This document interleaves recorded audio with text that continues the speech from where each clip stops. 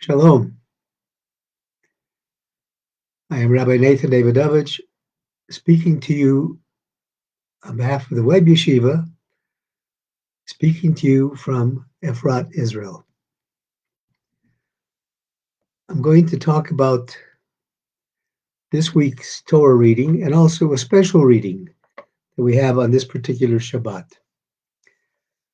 And we will see from the connection of these readings and the contents of this particular Torah reading the importance to the Jewish people of unity, of Achdut.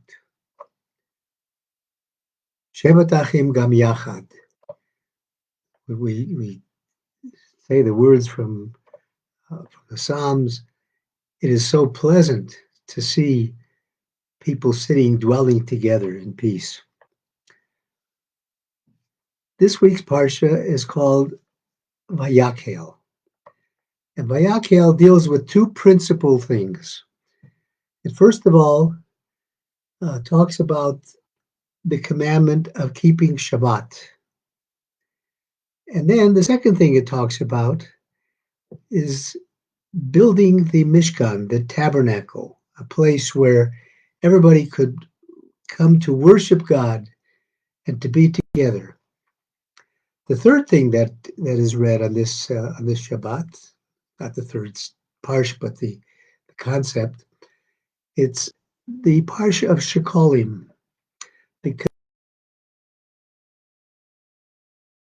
half of a silver coin for the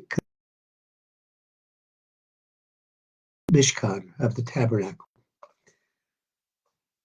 The particular parsha opens with very strange words that we don't see anywhere else to introduce something that Moses is telling the people or doing to the people of Israel. And it says, Vayakhel Moshe es kol hadas Yisrael, kol hadas bnei Yisrael. Moses gathered, he assembled together all of the congregation of the children of Israel. And he said, these are the things that God has commanded, lasoso, so that you should do. And the first commandment is 6 days you shall do your work, and on the seventh day shall be Shabbat. In other words, on Shabbat, you have to do the Shabbat. You have to make Shabbat. Then the second thing it talks about is the various aspects of building the Mishkan. Now, the special reading of Machtzit Hashekel also is talking about the concept of everybody, no matter what their stage in life is, giving 1/2 shekel, no more, no less. And we see that the Mishkan then is built by the contributions of all of Israel. This particular parsha is given when Moses comes down from Mount Sinai, from Har Sinai, after the sin of the golden calf. And you remember before, when the Jews made this golden calf and were dancing around it, Moshe came down from the mountain and saw what was happening. He had the first set of luchot, of tablets of the commandments, and he threw them to the ground and broke them. Then, after that, he went up, spent 40 more days with God in heaven, and came down with the second luchos. And the day that he came down was Yom Kippur. And he came down to tell the people that now they are forgiven. And what was the reason for their forgiveness? Because of the mitzvah of Shabbat and the mitzvah of building the Mishkan. They were building the Mishkan. This entails unity. As the Nativot Sholom points out, there is a concept of Klal Yisrael, of the peoplehood of Israel, which means that while an individual may do something wrong, the entire people of Israel will not be considered as having sinned. So therefore, looking at the entire people, when God is judging the people of Israel, he only judges them righteously because there is no sin that they could do. And this concept of Vayakhel, gathering together, tells us that concept, that the way to gain this forgiveness is to reach this level of peoplehood where we could all assemble together. Now, the Netivot Shalom points out a couple of interesting points. He says, first of all, why is it that the Jewish people were forgiven for the sin of the golden calf? It was a great sin against God, yet God forgave them because they were united. They were united afterwards. There was some dissension in making this. Not everybody wanted it. A lot of people did not want it. But afterwards, they were united in their regret over what they had done.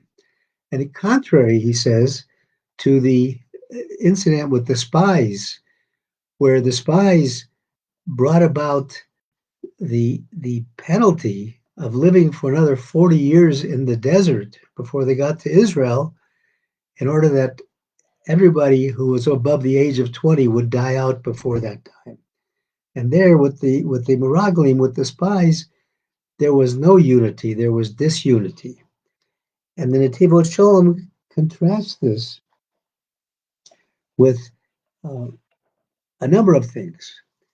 First of all, the giving of half a shekel shows that one person alone is not enough, that God created the world in pairs. And we have to recognize that we alone are nothing without joining with somebody else. When God created Shabbos, made Shabbos, and gave the gift of Shabbos to the Jewish people, he said, Shabbos will be, so to speak, the spouse of the children of Israel. But that means the children of Israel has to be together. So Shabbos is something that we observe, all of us together. It's united. When Shabbos comes, it encompasses and covers all of us. The Netivot Shalom also brings the concept of, obviously, the building of the Mishkan, of the tabernacle, because everybody's monies went into building it. So it was a joint project. And he talks about Purim, which is coming up in another couple of weeks, actually. He says, why was Haman able to make this evil decree to destroy the Jewish people? As it says in the Megillah, it says, there's one people that's scattered around the neighborhood. They're the countries that you rule, Ahasuerus, the king. They're scattered all over this country. So what was the remedy for that? As it says in the Megillah, so the remedy of Mordechai and Esther was to kanos kol Yehudim, gather them all together. By gathering them all together, that brought about the Achdus. And similarly with Pesach, the redemption from the slavery of Egypt. The first thing that we did as we were leaving Egypt was we had the Paschal sacrifice, the Korban Pesach. And the commandment with the Korban Pesach was that you cannot eat that alone, you have to eat it in a group together with the Chavurah. And these messages, these are just a few of the messages, teach us that in order to survive, in order to not be judged, we have to be a part of the whole, the concept of Klal Yisrael, the peoplehood of Israel, who are all together in serving Hashem. My blessing for all of us is that we learn the message of unity, which is so important, not only to the Jewish people, but to the world, to everybody in this world, to recognize that we are all God's children, and to recognize that God does not want disputes between us, but rather wants togetherness. Thank you for listening on behalf of the webyeshiva.org. I wish everybody a wonderful Shabbat. Shabbat Shalom.